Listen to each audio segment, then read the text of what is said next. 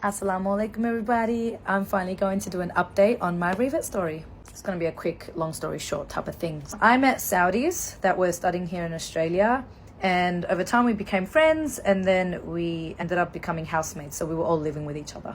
What I loved about them was that they weren't pressuring anything towards me, so they wouldn't be asking me, do you know about Islam or nothing. They respected my boundaries as a person. And then the big change came. So lockdown happened, and then Ramadan had come through. I've always wanted to experience Ramadan, especially back when I used to work at Roxburgh Park McDonald's. I was a manager there for many years, and the only reason why I didn't do it was because there was always nuggets and fries in front of my face that I never had the strength to want to actually fast. And also, I didn't have Muslim friends either, close friends that could help me. And back then, none of the Muslims, they obviously didn't educate me. I didn't ask questions about them. So it was just I didn't have any motivation to it. I want to experience Ramadan. So I somehow managed to complete the whole month. I don't know how, and I hadn't even converted then either.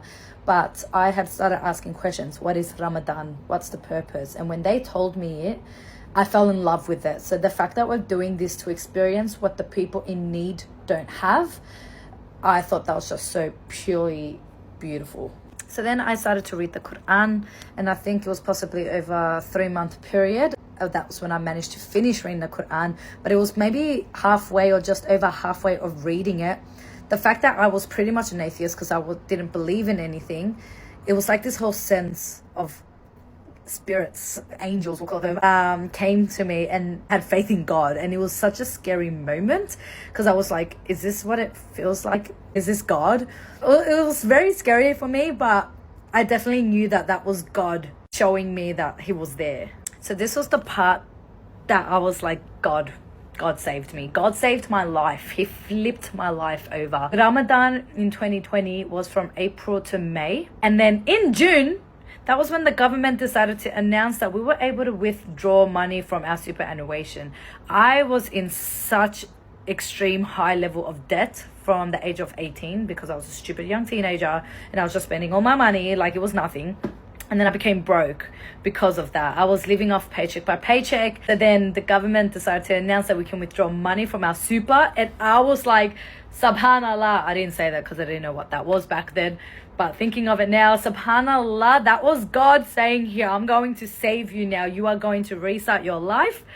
And I paid off all my debts. I have never felt so happy in my life. 2020 to me was the worst year of my life because I was in deep depression and just spending my money on all the haram that I could.